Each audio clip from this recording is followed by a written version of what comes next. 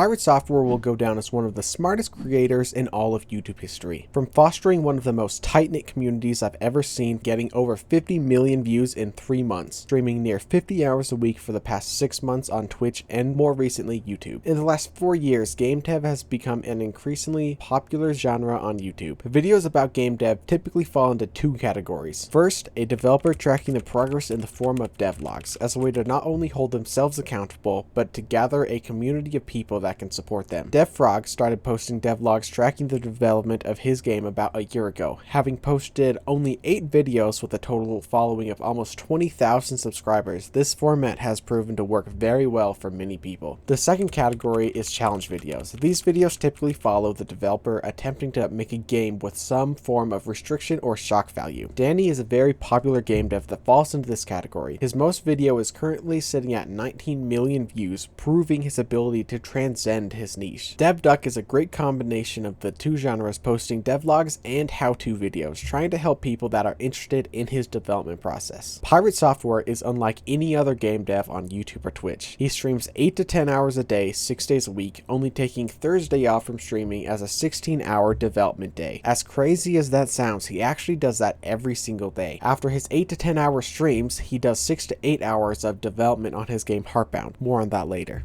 In October 2023, Pirate Software had around 15,000 subscribers. Skip ahead a month to November, and in the space of just 3 weeks, his channel went from 100k views in a week to 52 million views in a single week. This was due to a single factor: YouTube Shorts. With the sudden explosion of Shorts views, he went from 15,000 subscribers to 200,000 subscribers within those 3 weeks. It was around this time that he started showing up in my own Shorts feed. Eventually, I found myself on his stream, and listening to him tell his stories and inspire people was infectious. Day after day, I found myself coming back to his stream, and every day his sub count would go higher and higher. Suddenly, his live view count skyrocketed to 2,000 to 3,000 live viewers on YouTube and double or triple that on Twitch. Suddenly, with his view count shooting up to the moon, he had finally gotten the opportunity he had been hoping for. Eyes were on him, his channel, and most importantly, his game studio. You see, Pirate Software is not a YouTuber or a streamer. Pirate Software is a game studio. The man behind the magic is named Jason Thor Hall, but he goes by Thor. From this point forward, I will refer to him by his actual name. Thor has worked at several different gaming companies, including Amazon and Blizzard, over the last 14 years. He was also a hacker for the US government for a while,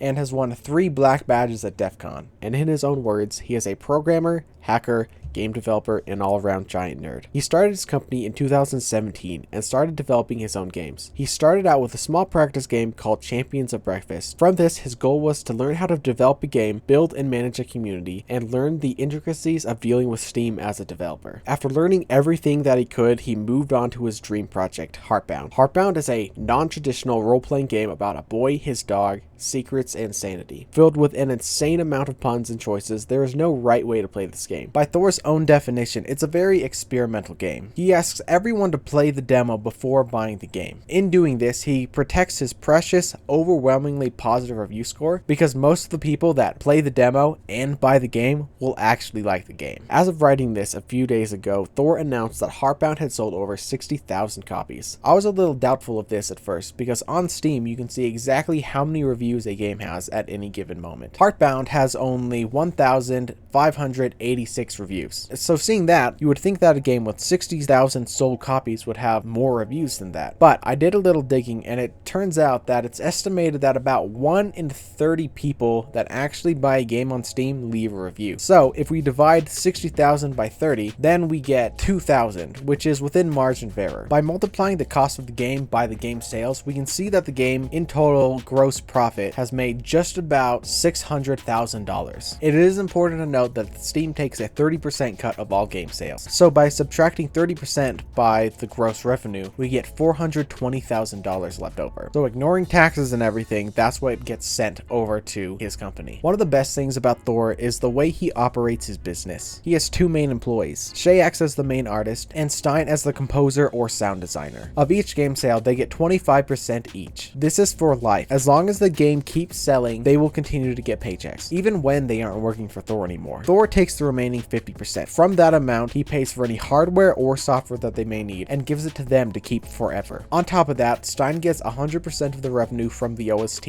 and as soon as the art book is released, Shaye will get 100% of the revenue from that. One of the coolest things about the OST that they released on Steam is that Thor allows any streamer or content creator to use the OST soundtrack as like background music. As long as you are not directly re-uploading the music with no other content, you are free to use the songs in this OST in any videos or streams, whether they are monetized or not. That's just a super cool, extra, awesome thing that he allows people to do. He has it constantly going on while he's streaming. I started playing the demo in preparation for this video. I was like, I swear I've heard this music before.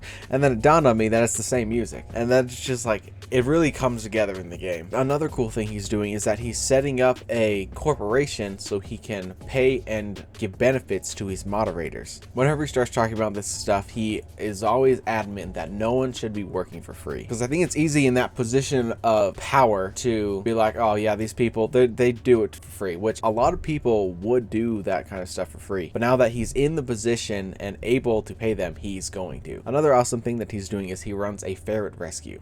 Right now he's housing, I think it's like 12 to 24 ferrets, and he's trying to get a bigger facility so he can increase that up to 100 ferrets at one time. But one of the favorite things he shared about his rescue is this video of this ferret named Pickle just slapping this water. It's so cute. I love this video. Another cool thing about this is that the rescue is run completely off of ad revenue from Twitch. So he live streams their play area in cages 24/7, and at the time of recording this, he had 769 live viewers, and he just plays the same music over the stream. So I think a lot of people put it on like second monitor or like, you know, background music. And after watching him for a while, here's two things that I think make him stand out from a lot of other people like starting businesses. He said when he dies, his corporation will be shut down. There's no like, oh, who's the next pirate software or who's the next one to take up the mantle. Everything will be sold, everyone will be paid out, and it won't continue as a soulless corporation. Another cool thing that he said is that 2 years after his death, the code to his game Heartbound will go public. He said he has a server that he logs into every day, and when he doesn't log in for 2 years straight, it will automatically release all the code. And I think that's another really cool thing, because right now he has to, like, that's his job, he has to profit off it. I tried to find the stream where he said that, and I couldn't find a clip where he said it, but I definitely did hear it in one of his streams I watched a while ago. But in review, the amount of success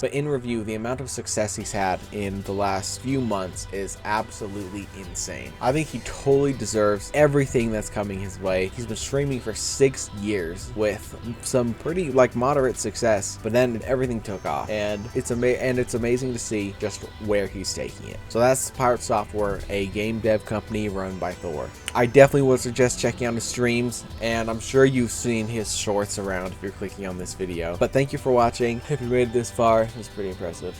I tried to do some more fancy edits with this video, which maybe was not the best idea. It's currently 9:31. I've got to wake up at 2 o'clock tomorrow, and I have to edit this. So we'll see how that goes. Anyways, catch you in the next one.